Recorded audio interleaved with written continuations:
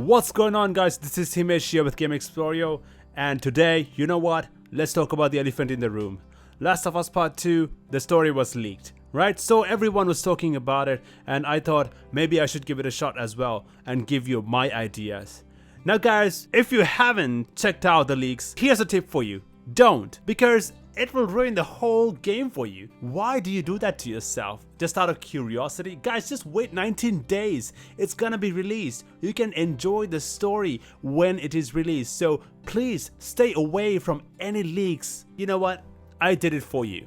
I looked at the leaks and most of the things are quite probable. Right, and most of the things that were mentioned there are some things I expected might happen, but also the story kind of goes sideways as well and leads to different relationships being made.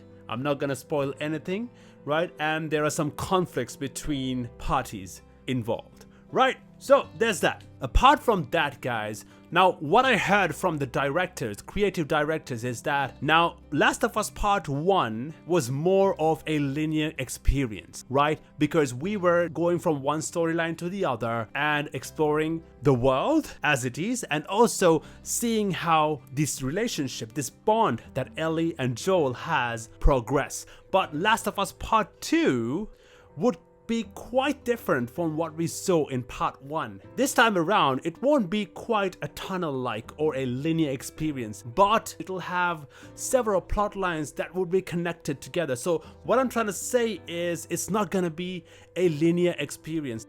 Now, we expected The Last of Us Part 2 pre-orders to drop based on the leaks, but it turns out it's quite the opposite, because The Last of Us Part 2 pre-orders have gone and surpassed that of Marvel's Spider-Man. That's remarkable.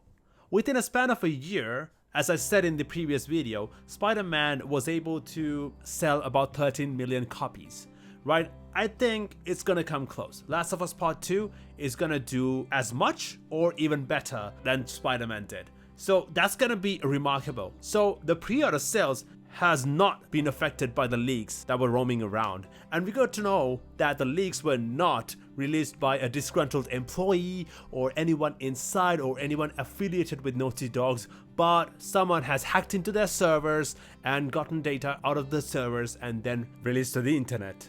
Certain reviewers have gotten copies of The Last of Us Part 2, and their reviews would be released on the 12th of June. Right, so we've got some time to wait for the reviews, but that will be 1 week before the release of the game. Now, this is a bold move by Naughty Dog. They're lifting the embargo 1 week before, so they must have confidence on their game and they know it's gonna sell well. Anyway, guys, we received some first impressions from all of the reviewers, so I'm gonna get into it right now. We got to know that the character Nora that we saw in the State of Play is actually a member of the WLF. Now, the WLF is intricately tied to the plot of the game, but no further information was revealed. The highlight of all the reviewers was this humanity, the sense of humanity that was embedded to this game through the NPCs. Now, the NPCs are alive in this game. I'm talking about having names, having backstories, having things to talk about when you are trying to attack them. So you have this sense of guilt when you are trying to attack an enemy, because these people have names, dude. I don't want to kill a guy called Brad and who's fighting for his family and trying to feed them, right? These are the emotions that you will feel while playing the game. I think this is an authentic way of approaching the combat in the game. Now, you are given this decision whether to fight or to flee. You can totally go past an enemy using stealth, and that's quite a possibility in most of the areas of the game. And when you take an enemy as hostage, his comrades or cohort will beg you not to kill him or her. Right? This is the kind of humanity that you are feeling. This is the kind of guilt. You have to make a decision right then and there. Right? This whole idea of this whole abstraction of having consequences for all your actions is what Naughty Dog is going for. There's not gonna be a villain, a clear-cut villain or a clear-cut hero in this game. It's all about grey characters. We get to know that even Ellie makes certain decisions that are questionable. Going back to the topic of how they have humanized this game, guys, even the dogs have names. If you kill a dog by any chance, the owners would moan at him. Guys, all of these signals imply that this game is gonna be a roller coaster of a ride, so be prepared for it. Alright guys, let's move on to the combat of the game. Now it goes without saying that the combat in this game is straight up brutal. Now guys, we get to know that we are up against two different factions, the Wolves, the WLF, who have taken over the city of Seattle, and who are up against them are the Scars. Now these two factions are completely different from one another. Wolves prefer firearms, while Scars prefer a more stealth approach by using bows and arrows, or using melee weapons like daggers or axes. This is an interesting concept because when you are engaging with any of these factions, you have to strategize, you have to customize your strategy according to who you're up against. Now the Scars are a bunch of sneaky bastards. They use the system of whistling to one another to communicate. Whenever they see a fallen comrade, they will whistle, and as a response, the other Scars will whistle back to confuse the enemy. Interesting thing about the Scars is that if they shoot an arrow at you and Ellie get hit, until you remove the arrow from Ellie's body, guys, you'll keep losing health.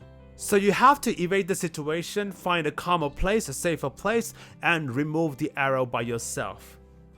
Now the Wolves on the other hand are more direct with combat. They have firearms and they will aim to kill. And guys, although Last of Us Part 2 is not necessarily an open world game, there are many areas that you can roam around and explore.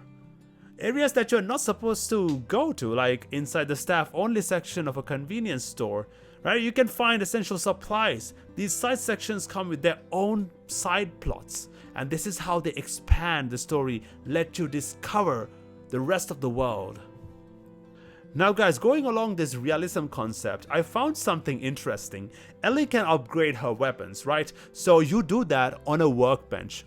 While working on the workbench, you are susceptible to attacks. This is interesting guys, because while you are working on your upgrades, you could be ambushed. That's crazy. Now guys, you saw in the state of play that Seattle is a vertical environment. While not at the same degree as the Uncharted games, there is a decent amount of traversal that you would have to do to navigate these areas. Guys, The Last of Us Part 2 looks amazing, right? I don't know if it'll play out amazing, but I'm gonna give it a try anyway because I'm so excited to try out these new gameplay mechanics and also this sense of realism, to feel the sense of realism that they are aiming for. I will be releasing content as soon as the game is released, so subscribe to my channel and stay tuned guys. I'll see you in the next one.